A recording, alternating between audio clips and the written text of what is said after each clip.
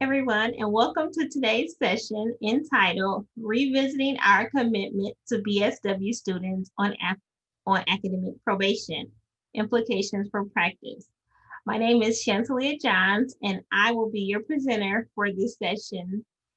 Today, I'm hoping that we're able to have a conversation about our students in Bachelor's of Social Work programs, looking at some of the factors, academic as well as non-academic factors that causes these students to be placed on academic probation, then spending time talking about some of the things that have been cited as helpful strategies to encourage academic recovery for those students.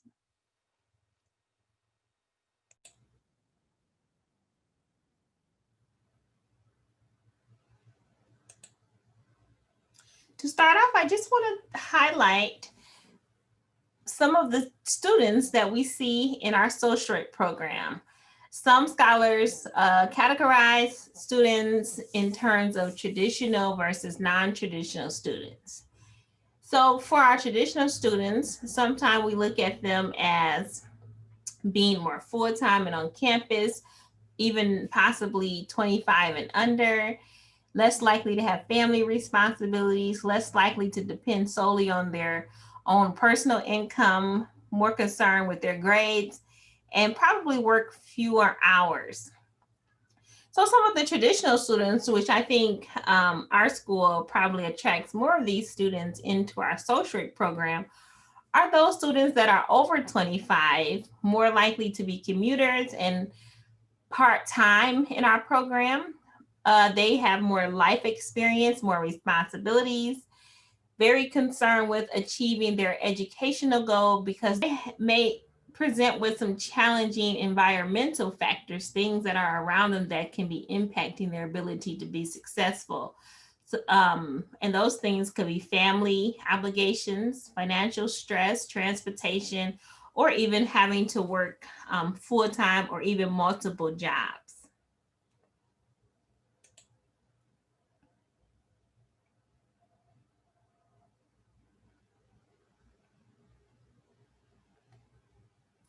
So academic advising advisors and advising administrators are really tasked with implementing student success strategies that facilitate increased persistence of students, both traditional and non-traditional students. Some scholars talk about how these interventions need to be more focused on prevention. So preventing some of those barriers that causes students to either be put on academic probation or even dismissed from the program. Tinto, who's a real scholar in student success, talks about how between 15 to 25% of student departure is actually correlated with them being academically dismissed from our programs. So even though that's a small amount, that's still students who had dreams of earning a degree and for whatever reason found themselves dismissed because they were not able to meet the academic standards of their program.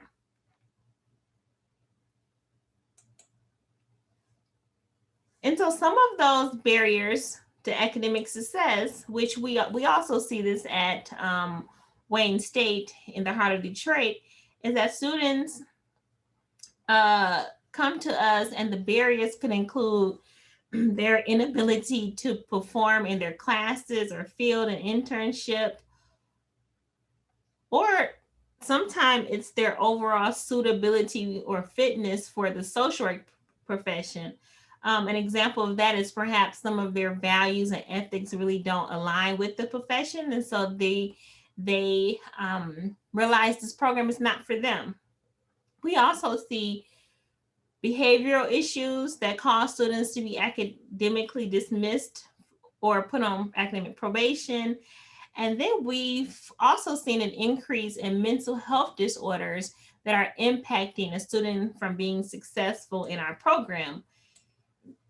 Students not able to balance life and the academic program, And we see that being reflected in them really taking on too much. And all of these factors impact a student from being successful in our program. And I'm sure you can relate to this list as well, because your students may find themselves faced with some academic and non academic barriers that are preventing them from being successful.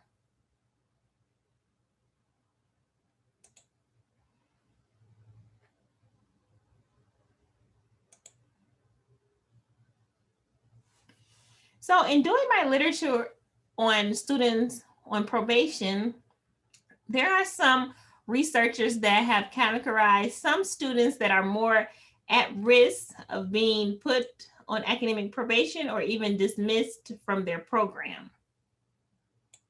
And when we're talking about academic probation, we're talking about when a student is either asked to withdraw from their classes for a semester or academic year, or a student is told that in order for them to stay in the program, they have to participate in some sort of program that will lead them to recover academically and be successful.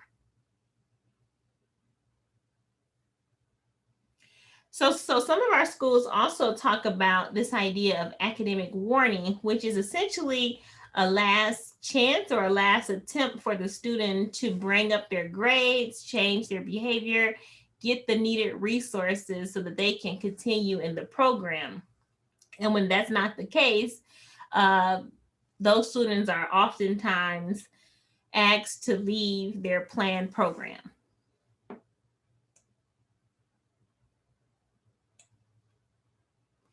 In terms of leaving their program, we often talk about that as being academic suspension, and that's where the student is asked to stop a particular program to take care of whatever issues that may need to be resolved so that they can be successful in the program.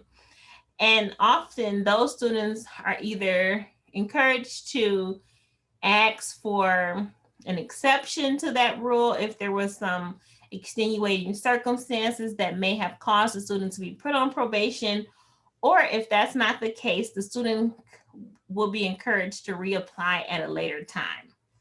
So again, this profile here is just based on some research that says these students are at a higher risk of falling in any of those categories I just mentioned, but particularly looking at academic probation, students who are in any of these categories could find themselves struggling in their classes and then put on academic probation, academic warning, or even at times academic suspension. So, what helps? When we think about retention, we really want to start off by saying retention should be a campus wide initiative that really facilitates a culture of care. There can be so many reasons a student is struggling in a class or their internship. And I feel that's really the campus as a system in that student's life should be creating a space where there's opportunities for the student to get the needed resources to be successful in the program, if possible. So programs that really look at more of a holistic or campus-wide approach has been seen to be the most successful in helping students to recover and later finding that those students are successful and graduating from their planned program. So some of the research that I have looked at talks about a couple of key things schools can do to help a student who's been struggling in their program and or have been put on academic probation.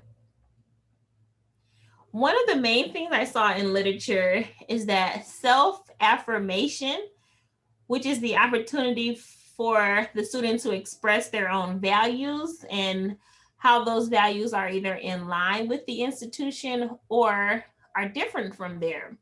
So, really allowing the student to be who they are, tell their story, walk their truth is seen to play a huge role in supporting the student who may come to your program struggling to keep up. Support being offered to a student, as I mentioned, counseling or academic advising, skills, strategies, any of those supports where a student is able to tell their story and that professional in their university is able to listen and be able to connect them to resources. Research has shown that to be extremely beneficial in the experiences of a student who may be struggling. We've also saw in literature that mentoring, if you're able to have a thriving mentorship program, whether it be faculty mentorship programs, peer mentoring, or even alumni mentoring, those are seen to be effective in supporting a student's growth and development in a program. We also saw in literature that helping students make the right choices in terms of course scheduling, course matrix that really thinks about how your campus may have mostly non-traditional students. So thinking about the lives of your students when you're developing course plans and really having conversations with those students about what does it mean to be a full-time student in your program? What are the expectations of a student who is taking 4 or 5 classes? What does that look like? When the student is becoming interested in your program, having those conversations about what does it look like to be successful there? What are some resources that are available for students in your program? What are some resources students have found? Because that may be different.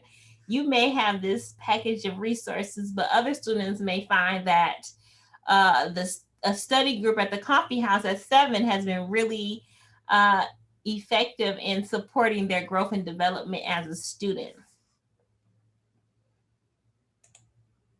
We know that a lot of our students come to us with financial barriers. So the more we're able to connect students with financial aid counselors, tell them about the scholarships and available resources for them, research has said that has been seen as being a key factor in helping students navigate college, especially when financially or their financial situation is one of the barriers that's preventing them from being successful.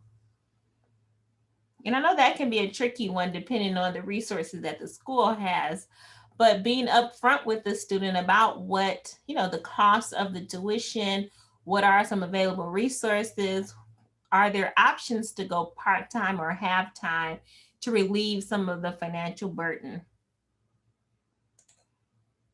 And there are times when students just need a professional counselor or therapist or psychiatrist to talk to.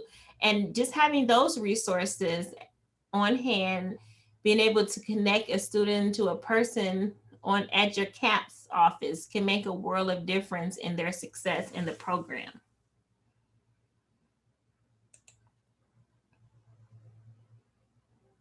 So I've always liked to show this picture here, this idea of how in Japan, they really reframe their thinking about something that is broken, even when they talk about this broken bowl, and how you can repair it with gold, and then it becomes a unique piece that now has a history. So a history in terms of how it got broken and how it was repaired and put together, and now it's this unique piece of beauty that has been created from something that was once broken.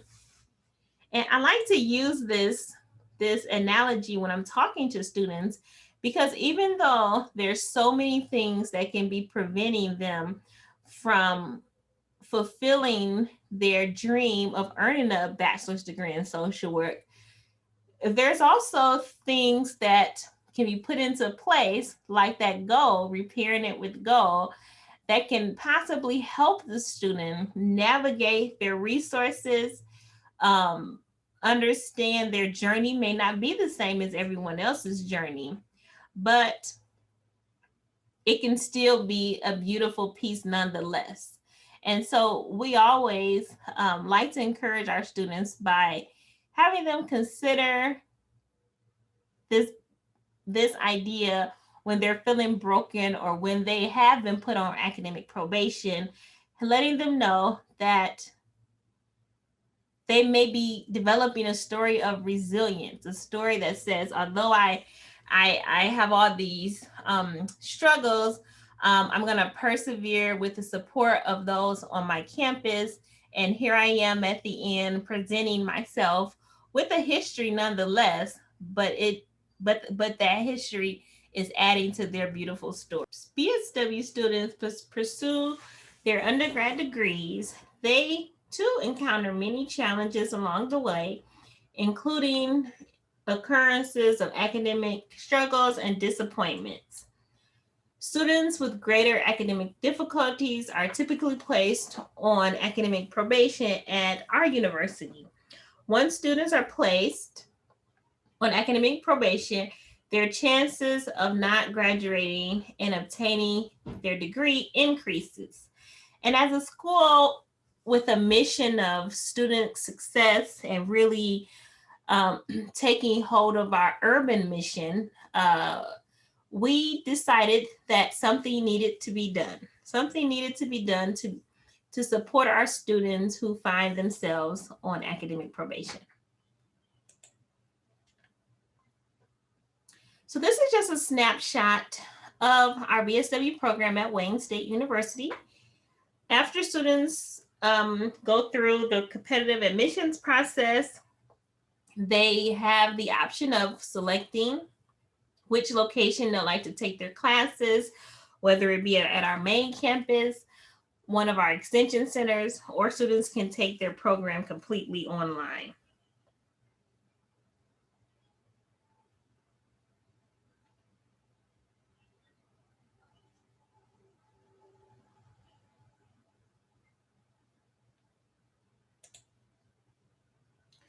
So when students do not meet the standards determined by their final grades in their social work courses, their cumulative GPA, so if their GPA falls below a 2.0 on a 4.0 scale, or if there's any misconduct in field, they are put on academic probation. And sometimes, depending on the nature of the situation, they may be dismissed from the program.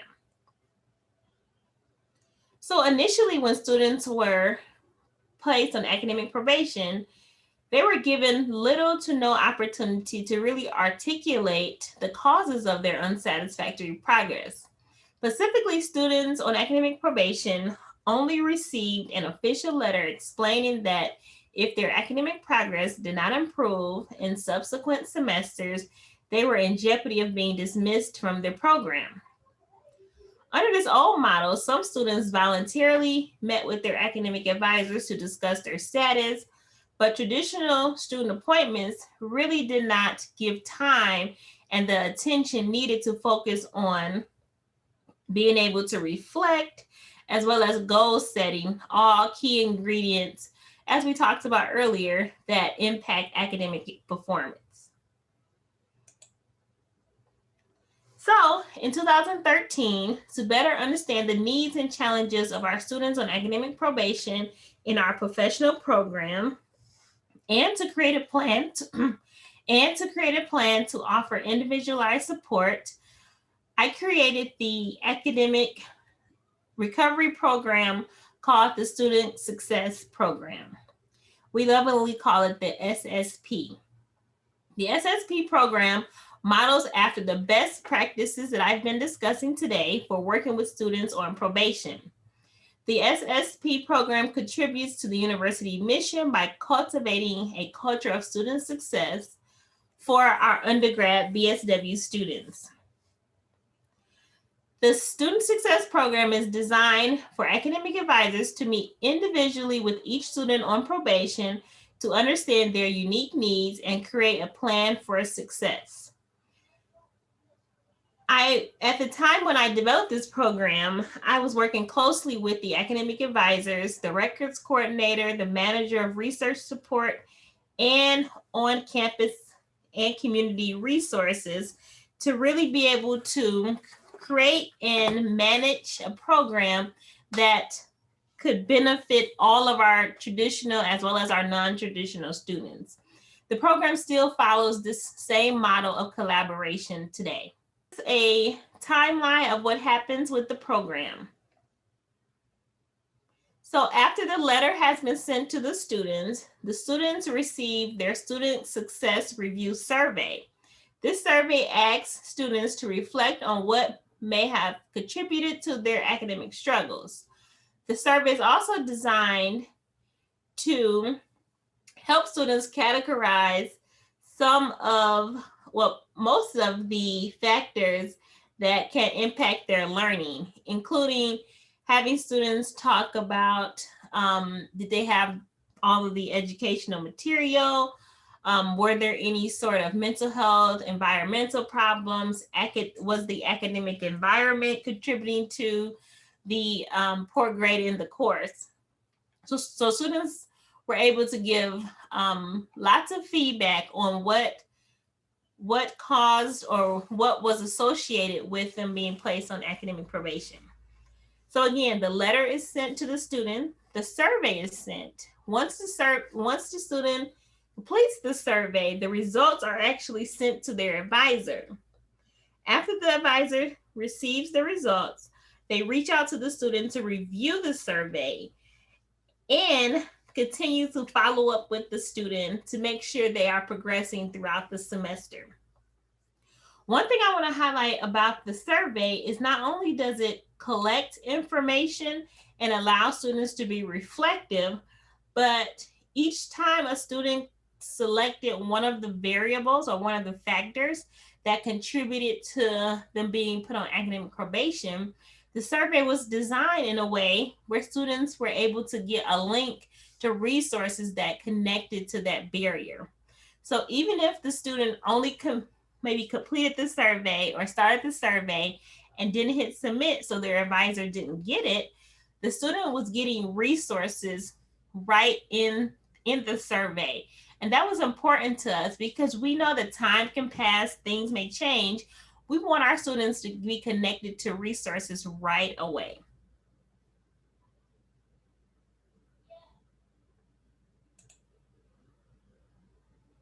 So here is just some of the categories that our survey assessed with the student.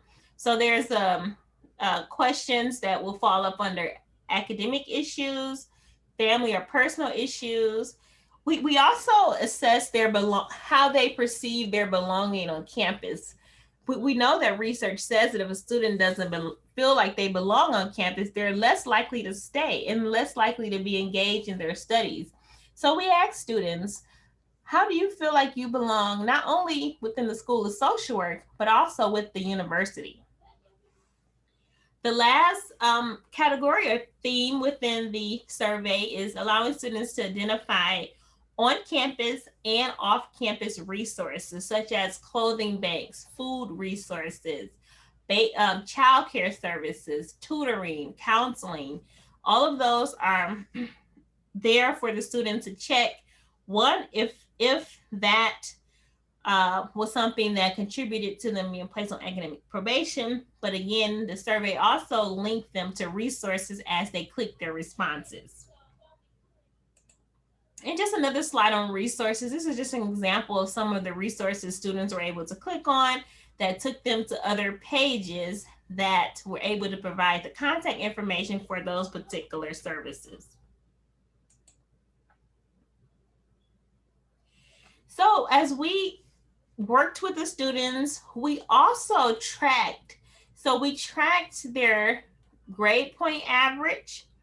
We tracked, the grade point average when they started the program and then after they were done. We also tracked the type of courses they struggled in, the number of courses the students struggled in, what type of referrals were provided by the academic advisor, as well as when they clicked on the survey, what services actually they were sent. We also tried our best to keep track of the type of referrals the students actually used, because you can refer someone to someone, but it doesn't mean they will use it. So we did talk to the students about the resources and whether or not they used them, and also if the resources were helpful as well. And with any assessment, we asked the students at the end whether or not they were satisfied with the services they received under this program. And later, each year we track their ultimate status. So whether or not that student ended up moving from academic probation to academic termination, or if that student moved from academic probation to academic success. Ultimately, we wanted to see our students move to academic success. Going back to that broken bowl analogy, we want them to take their history and turn it into something beautiful. That beautiful thing we're referring to is their Bachelor's of Social Work degree. So here's just a snapshot of one academic year when we took the assessment. Responded. We had cohorts in over 6 semesters. And what we found was that students struggled mostly in courses, and their students were most likely to struggle in their practice, HBSC, and history and research courses.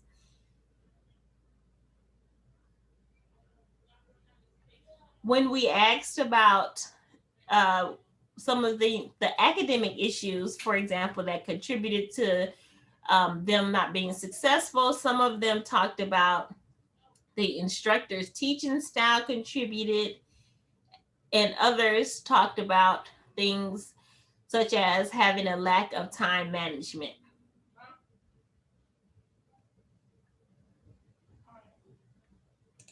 So in terms of interventions, students reported most often that they communicated with their academic advisor as a source of support and resources, followed by utilizing the academic resources on our campus, such as the Academic Success Center that goes over time management, procrastination, reading strategies.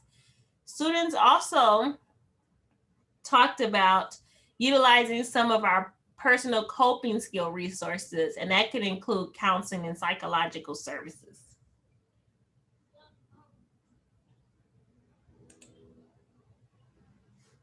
So that concludes my session with you. I do want to highlight my contact information if you want to talk further about working with students who are on academic probation, particularly looking at non-traditional students or students within urban environments, and how you can develop a program that best supports their needs. Thank you for your time, and do reach out to me if you have any questions or concerns. Bye.